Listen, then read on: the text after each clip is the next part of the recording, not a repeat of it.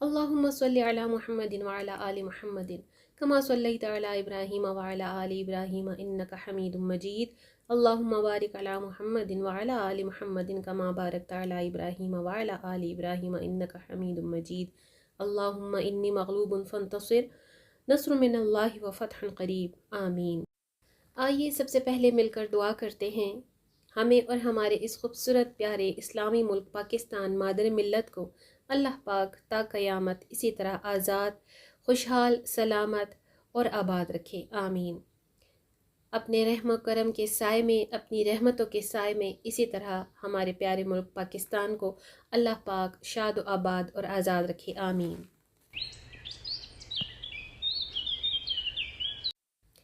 बहुत ही मसरूफ़ वीकेंड के बाद जैसे ही अपनी वर्किंग डे की रूटीन शुरू होती है तो सभी के अपने अपने काम स्टार्ट हो जाते हैं और अल्लाह ताला हमें दोबारा से रिचार्ज कर देता है, हिम्मत दे देता है कि हम बाकी के अपने जितने भी वीकेंड के दिन हैं अच्छे तरीके से अपने सारे कामों और सरगर्मियों को अंजाम दे सकें। और अगर करंट सिचुएशन की बात की जाए तो मैं ज़्यादा तो बहस में नहीं पढ़ना चाहूँगी, बस इतना ही कहूँगी जो जहाँ रहे खुश रहे, आबाद रहे, कोई किसी को ना छेड़े, फालतू कोई किसी को तंग ना करे। तो कोई इतना फारिग और पागल नहीं बैठा हुआ कि कोई किसी को तंग करेगा बिला वजह। मेरे बहुत सारे ऐसे व्यूअर्स हैं, मेरी 60% कम्युनिटी जो है वो मेरे नेबर कंट्री से मेरे वीडियोस को वॉच करती है, लाइक करती है, प्यार करती है और हम सभी का आपस में डे फर्स्ट से प्यार है। प्लीज़ बाकी लोगों को भी चाहिए जो कि बीच में फुफ्फो का किरदार अदा करते हैं, तो उनको भी चाहिए कि ये प्यार बने रहने दें प्लीज़। जो जहाँ पर है उसे वहीं पर रहने दें, शरारत ना करें, शैतानी ना करें, किसी को ना छेड़ें, किसी को तंग ना करें। प्लीज़ छोड़ दीजिए, जो जहाँ है वहीं पर वो खुश है, जहाँ पर हम हैं हम वहीं पर खुश हैं। बस दुआ गो रहिए और किसी के सुकून को ख़राब मत करिए, क्योंकि किसी भी मामले में लड़ाई झगड़ा अच्छी बात नहीं और लड़ाई झगड़े का अंजाम कभी भी अच्छा नहीं हुआ। खैर जी, आते हैं आज अपने व्लॉग की तरफ। वीकेंड की रूटीन स्टार्ट होते साथ ही मेरे भी बहुत सारे मल्टीटास्क होते हैं जिनको मैं एट अ टाइम शुरू कर देती हूँ और कोशिश यही करती हूँ कि एट अ टाइम ही मैं उनको समअप भी कर लूँ और अल्हम्दुलिल्लाह समअप हो भी जाते हैं। क्योंकि जिन लोगों को आदत होती है ना, जो यूज़ टू ख़वातीन होती हैं ना, मल्टीटास्किंग वुमेंस जो होती हैं, उन्हें पता होता है कि हमने किस तरह से स्टार्ट लेना है और किस तरीके से अपने सारे कामों को अरेंज करके मैनेज करके चलना है, टाइम मैनेजमेंट करनी है और इन सारे टास्क को हमने वाइंड अप भी करना है। अल्हम्दुलिल्लाह वीकेंड भी बड़ा अच्छा गुजर गया। थोड़ा सा करंट सिचुएशन के हवाले से जो है वो थोड़ी सी परेशानी भी गुजरी और बहुत सारी दुआएं और बहुत सारे ज़िक्र अस्कार भी हुए। अल्हम्दुलिल्लाह अल्हम्दुलिल्लाह अल्लाह ताला ने सब तरफ खैर खैरियत कर दी और जिन लोगों का नुकसान हुआ अल्लाह ताला उन्हें बहुत ज़्यादा सब्र जमील अता फ़रमाए, यही कह सकते हैं। इसके अलावा तो और कोई अल्फाज नहीं हमारे पास कि हम बांट सकें सिवाय दुआ के और उनके गम में शरीक होने के। तो जी देखिए, व्लॉग में डिफरेंट क्लिप्स में आपको जो भी शेयर करवाती हूँ ना, ये मेरी अपनी रूटीन का एक हिस्सा होते हैं और मैं कोशिश करती हूँ कि आपके साथ मोटिवेशनल टॉपिक्स को और पॉइंट्स को शेयर करूँ, ताकि मेरी जो हाउस वाइफ्स हैं और होम मेकर्स हैं वो अगर मेरे वीडियो पर आती हैं, मेरे चैनल को टच करती हैं, बेशक चाहे वो फॉर अ फ्यू मिनट से क्यों ना हो, 2-3 मिनट के लिए सही, लेकिन अगर वो देखें तो उन्हें एक हैप्पीनेस का एहसास हो, उन्हें एक रिफ़्रेशमेंट का एहसास हो, उन्हें कुछ अच्छा सुनने को मिले, कुछ अलग देखने को मिले। और कोशिश मैं यही करती हूँ कि आपको मोटिवेट कर सकूँ, आपकी बहुत सारी चीज़ों में आपको वो सपोर्ट दे सकूँ, सपोर्ट बन सकूँ, ताकि आप भी मुझे देखा देखी या मुझे सुनकर ही कोई ना कोई किसी बात से, किसी पॉइंट से लर्न कर सकें और मोटिवेट हो सकें। तो जी आज के टॉपिक को करते हैं अपना स्टार्ट और वीडियो में मेरी थोड़ी बहुत जो रूटीन है वो भी साथ में आपको मैं शेयर कर रही हूँ। घर के दूसरे रैंडमली कामों का स्टार्ट करते साथ ही करते हैं आज के अपने टॉपिक का स्टार्ट, जिसमें मैं आपको 5 to 6 टिप्स ऐसी शेयर करने जा रही हूँ जो कि आपने लाजमी उनको इम्प्लीमेंट करना है और फिर अपनी डेली रूटीन और अपनी लाइफ में एक बहुत ही खूबसूरत सा चेंज आपने जब फील करना है, तो जिन जिन मेरी सिस्टर्स ने इम्प्लीमेंट करनी होंगी मेरी ये टिप्स, तो उन्होंने मेरे साथ मेरे इंस्टाग्राम पर या फिर मेरे इनबॉक्स में आकर ज़रूर मेरे साथ शेयरिंग करनी है। देखिए, बाज़ बातें इंसान की ऐसी होती हैं जो अगर वक्त पर समझ आ जाएं तो ही बेहतर होता है। जैसे मैं अक्सर सोचती हूँ कि आज अगर मैंने अपने 20s से लेकर 30s तक की ये आदतें छोड़ दी होती या समझ कर उनको चेंज कर लिया होता तो आज मैं ये ना होती जो मैं हूँ या जो मैं बन गई हूँ। लेकिन खैर, देर आए दुरुस्त आए, कुछ चीज़ें हमें वक्त, हालात और उम्र सिखा देते हैं। तो यही चीज़ होती है, इससे पहले शायद हमें वो चीज़ें समझ नहीं आ सकती, हमें वो चेंजिंग नहीं आ सकती। सो नंबर वन पॉइंट जो मैं आपको शेयर करूँगी वो यही है कि वक्त इंसान को सब कुछ सिखा देता होता है। वक्त उस्ताद होता है, ठीक है, वक्त सबसे बड़ा उस्ताद है। लेकिन हाँ, कुछ लोग ऐसे भी होते हैं जो वक्त और हालात के साथ भी नहीं समझ पाते, और इसी वजह से वो पीछे रह जाते हैं। वो कहते हैं ना कि दुनिया के साथ चलो, ना दुनिया से पीछे ना दुनिया से आगे, बस दुनिया के साथ चलो, वरना दुनिया आपको कुचल के आप पे पाँव रख के गुजर जाती है। लेकिन खैर जी, देखिए, अपनी ज़िंदगी का सुकून दूसरों में तलाश ना करें। इस बात का मतलब ये है कि किसी के साथ हमदर्दी में आकर इतना ज़्यादा गपशप कर लेना, जिसको हम समझते हैं कि हमने अपने दिल का बोझ हल्का कर लिया है, किसी को अपने दिल की बात कह दी है, उसके साथ शेयर कर ली है, तो भाई किसी को भी अपना सिंसियर ना समझ लें। हम लेडीज़ ज़्यादातर यही करती हैं कि सुबह उठते साथ ही बस नाश्ता किया, जैसे तैसे घर वालों को भी करवा दिया, मियाँ जी को और बच्चों को स्कूल और ऑफिस वगैरह सी ऑफ करने के बाद फ़ोन पकड़ कर बैठ गई। जब से ये मोबाइल मुसीबत आई है ना, मुझे तो ऐसा लगता है कि बस ये मोबाइल ही ना 99% फसाद की जड़ है, जिन्होंने घरों के घर, ज़िंदगियों की ज़िंदगियाँ तबाह करके रख दी हैं। तो भाई और घर को तो उन्होंने देखना ही नहीं होता, पीछे मुड़कर बस मोबाइल हाथ में लिया, और घर की हालत जो होती है वो सर झाड़ मुँह फाड़, और मैडम फ़ोन पकड़े बैठी हैं, सारी दुनिया की गॉसिप्स लिए मगन हैं। खैर, मेरी तो ना अम्मी है और ना कोई बहन है।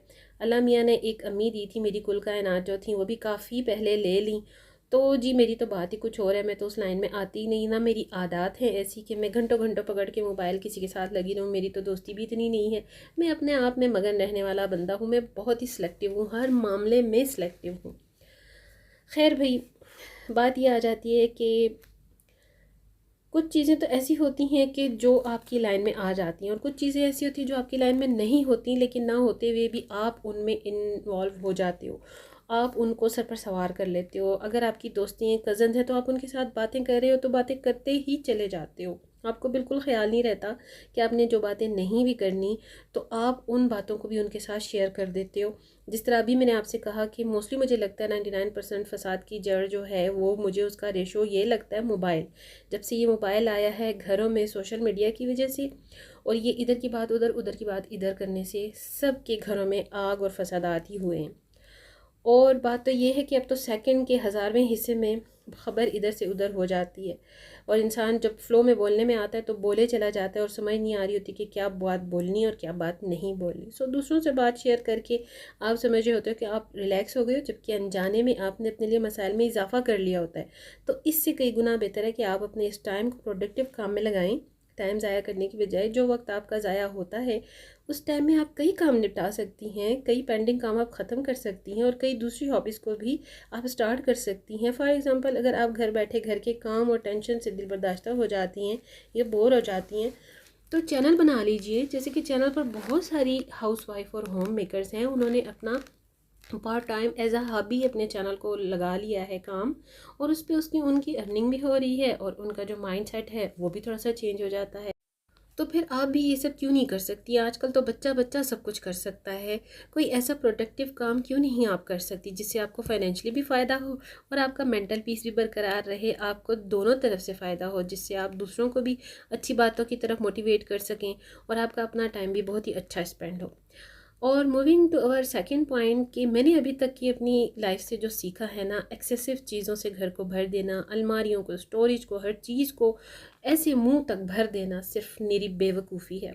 देखिए, पैसे का ज़्यादा अलग, और दूसरी तरफ ये भी कि इन चीज़ों को बार बार समेटना, संभाल के रखना, अरेंज करना, ऑर्गेनाइज रखना, ये आपके लिए बर्डनाइज हो जाता है, बोझ बन जाता है।